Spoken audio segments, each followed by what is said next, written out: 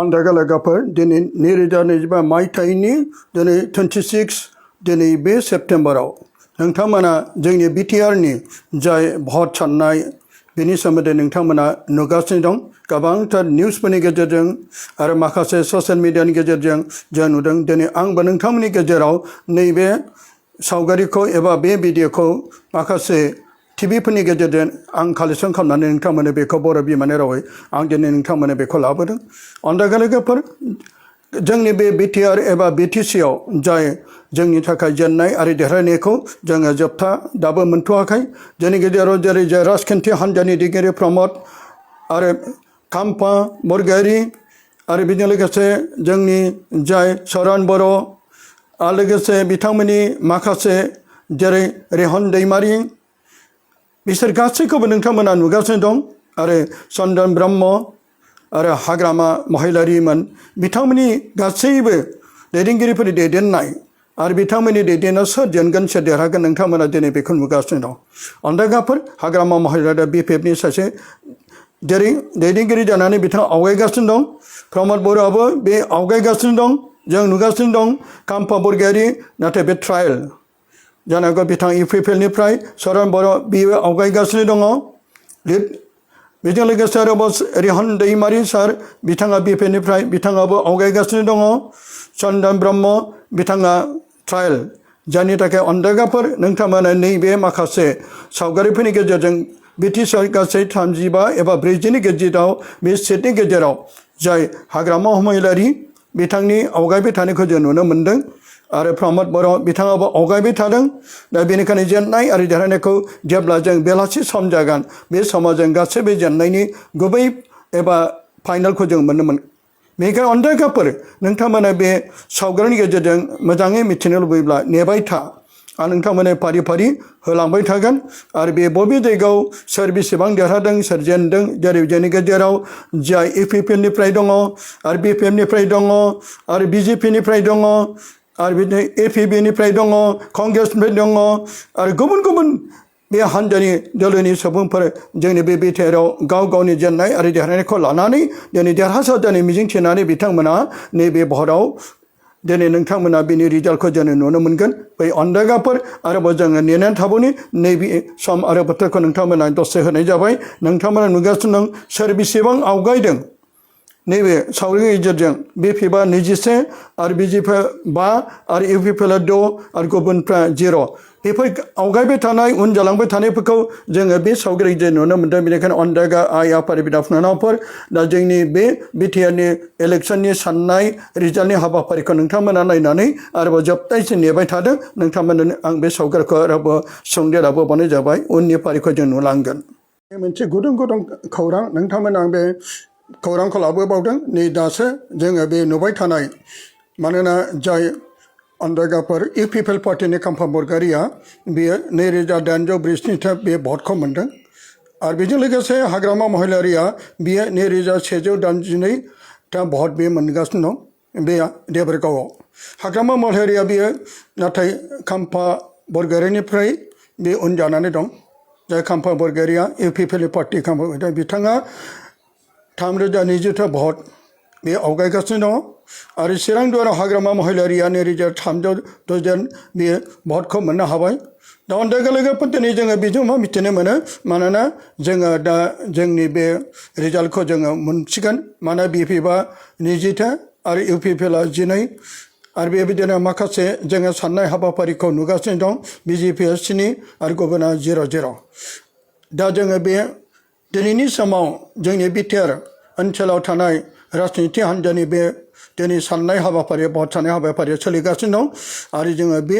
निउसनि एबा बे रादाबनि गेजेरजों जों नुनो मोन्दों सोर बेसेबां आवगायदों सोर मानोना जोंनि गेजेराव जाय बिटिआरखौ एबा बिटिसिनि समाव जाय हाग्रामा महिलारि बिथाङा बै समाव चिफ जादोंमोन आरो बिनि उनाव 17 बोसोरनि उनावहाय आरोबाव जाय प्रमद बर'आ बिथाङाबो दिनै 5 बोसोरनि उनावहाय दिनै बे गोदानै दिनै बे राजनितिनि भराव दा जों नुनो मोन्दों अन्दागाफोर बेनिखायनो जों बेखौ आरोबाव जोबनायसिम जायफ्रा बे दिनैनो होनाय बे मोजां फिथाइ थायगोन आरो जायफ्रा देरहासार जागोन आरो जायफ्रा जेनगोन बिनि थाखाय जों नोंथांमोना नायलांबाय थाबानो मोनगोन बेनिखायनो अन्दागाफोर नैबे सम आरो मुगायाव नोंथांमोना बेखौ लाबोबावबाय नोंथांमोना आरोबाव उननि फारिखौ नोंथांमोना नेना थाबावदो सोर जोबनायाव सोर देरहागोन आरो सोर देरहागोन मानोना जेननाय आरो देरहानाया गासिबो दङ बाहाय सोरबा दुखु मोनगोन सोरबा रंजागोन सोरबा बिदिनो आरोबाव गोबांथार बायदिसिना जिउआव बायदिसिना संग्रायनाय फैगोन खुद्रायनाय फैगोन नाथाय जोङो बिसोरनि थाखाय जों आरो साराफानांगोन अन्दागाफोर मानोना जोंनि बे बिथायाव सान्थि आरो गोजोना फैथों जाय सरकारा दाया माने बिथांमोनाबो इसोरनि बोरजों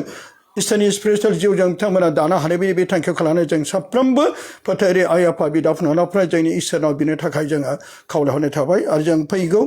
जोबथा बे रिजाल्टखौ नेबाय थाबावगोन दा नैखौ आं नोंथांमोननो लाबोग्रोनाय जाबाय UPPL সেই সন্মান ৰক্ষা কৰিব পাৰিবনে নাই আৰু একেদৰে BPFৰ অগ্নি পৰীক্ষাৰ যুঁজ এই অগ্নি পৰীক্ষাত ইতিমধ্যে আগবাঢ়িছে BPF য'ত 23খন আসনত অগ্ৰগতি লাভ কৰি আছে শাসনৰ বাঘ জৰি আকৌ BPFৰ হাতলৈ যাব নেকি এই জল্পনা কল্পনা এই মুহূৰ্তত বৃদ্ধি পাইছে বৰ্তমানৰ এই অগ্ৰগতিৰ যিটো ধাৰা সন্মুখলৈ আহিছে এই পৰিসংখ্যালৈ চাই এই জল্পনা কল্পনা বৃদ্ধি পাইছে যে আকৌ এবাৰ BTC পৰিষদত অনুষ্ঠিত হ'ব নেকি BPF কিন্তু BPF প্ৰধান হাগ্ৰামা মহিলাৰী দুইটা সমষ্টিত বৰ্তমান পিছ পৰি আছে এই আটাইতকৈ ডাঙৰ খবৰ এই মুহূৰ্তলৈকে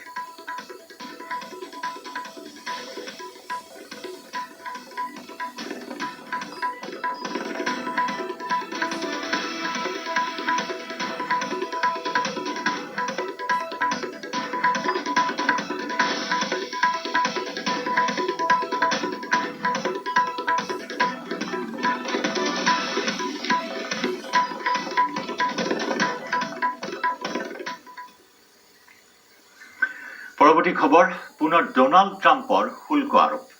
1 অক্টোবৰৰ পৰা अन्दागालोगोफोर दिनै जोंनि बिटिआर इलेक्सननि बे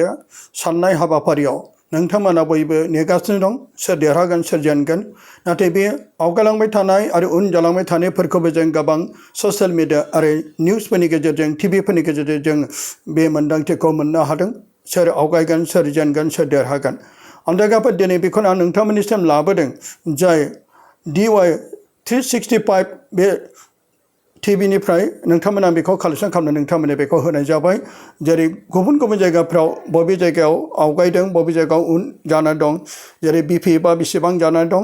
आरो UPPLआ बेसेबां जानानै दं आरो गुबुन गुबुन इन्डिपेन्डेन्टफ्रा बेसेबां जानानै दं आरो BJPफ्रा बेफोरनि सोमोन्दै जों आरो नुगासिनो खोनागासिनो अन्दागाफोर बावैसो समावबो आं नोंथांमोननो बे रादाबखौ नोंथांमोननो माखासे टिभिफोरनि गेजेरजों कालेक्सन खालामनानै नोंथांमोननो होनाय जादोंमोन आरो दाबो नै आङो नोंथांमोननो बे टिभिनि गेजेरजोंनो जायफ्रा मबाइलनि गेजेरजों बिथांमोना नुगोन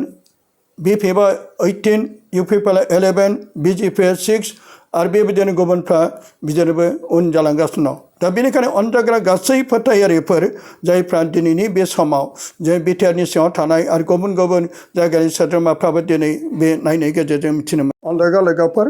दिनै आं नोंथांमोना आरोबाव नैबे सोलिबाय थानाय जोंनि 2025 मायथाइनि 26 सेप्तेम्बरनि दिनैनि समाव जोंनि बिटिआरनि इलेक्सननि एबा भट साननायनि हाबाफारिया जागासिनो दं आरो दिनै बे निउस आसामनिफ्रायबो आं बेखौ कालेक्सन खालामनानै नोंथांमोननो नैबे भिडिअनि गेजेरजों आङो रानना होनो सानदों अन्दागा लोगोफोर जों दा नुगासिनो दं जाय BTCनि साननाय एबा बे हाबाफारिया